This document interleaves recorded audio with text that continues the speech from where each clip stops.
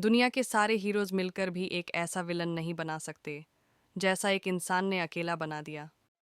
और ये कहने वाले कोई आम डायरेक्टर नहीं, स्टीवन स्पिलबर्ग खुद थे, जिन्होंने Jurassic park, ET, Schindler's list जैसी दुनिया की सबसे बड़ी फिल्में बनाई।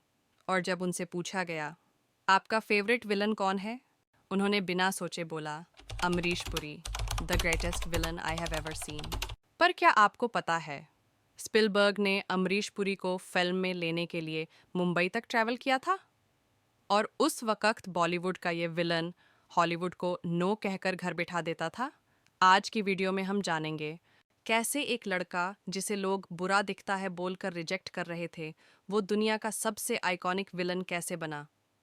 कैसे मोगैम्बो, ठाकुरल, दुर्जन सिंह और अशरफ अली जैसे कैरेक्टर्स क्रिएट हुए, और कैसे उनकी जिंदगी का एंड इतना इमोशनल था कि सुनकर आप शॉक हो जाओगे।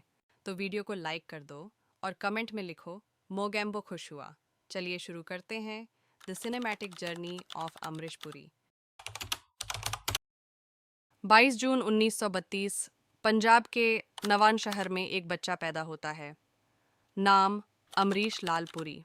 फैमिली पूरी फिल्म बैकग्राउंड वाली, के एल सहगल उनके कजिन, चमन पुरी और मदन पुरी फिल्मों के मशहूर नाम।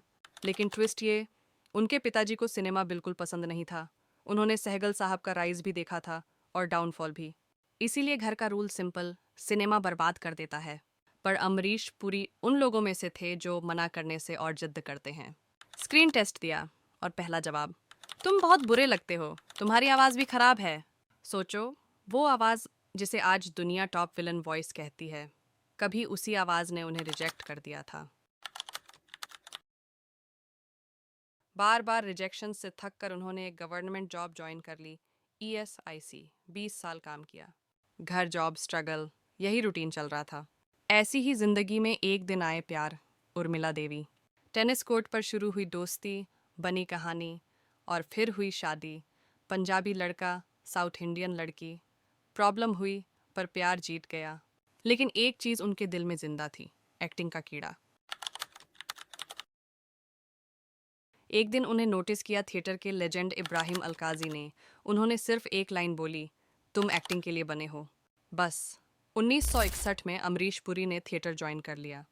फिर Satyadev Dubey came into his life, जिन्होंने उनकी आवाज़, एक्टिंग और प्रेजेंस को पॉलिश किया।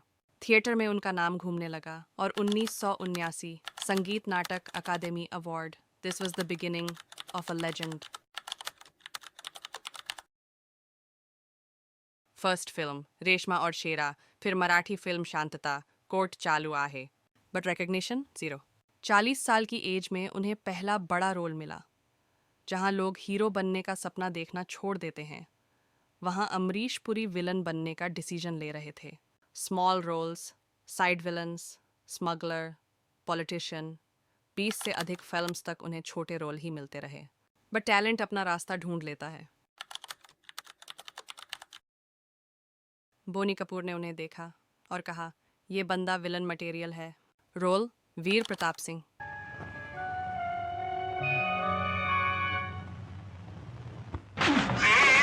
क्या कहा तूने? ये मजाल, नमक हराम।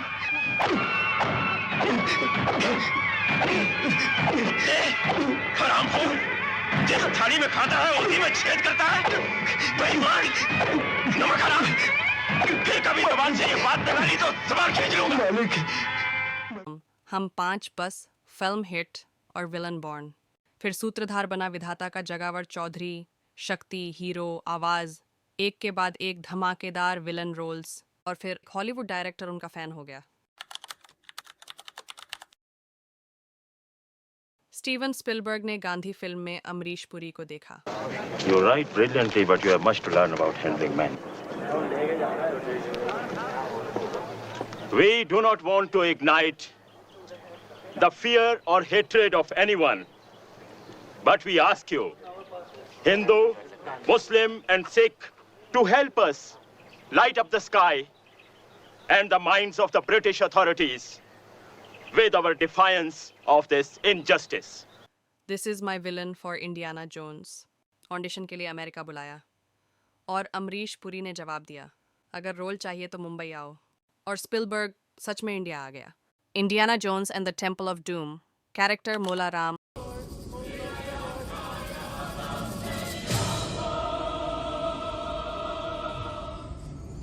बलि चढ़ोगे, बलि मांगती काली मां,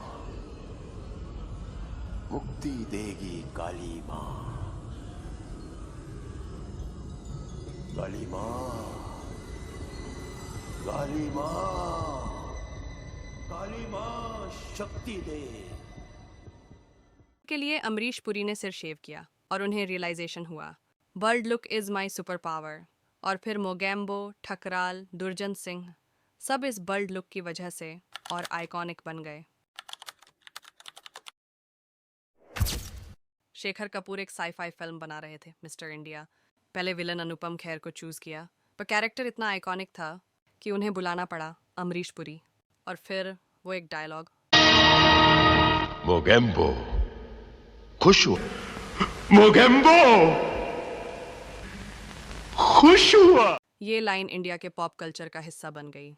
किड्स, यूथ, एडल्ट्स सबका फेवरेट विलन। मोगैम्बो के बाद विलन का मतलब ही अमरीश पुरी हो गया।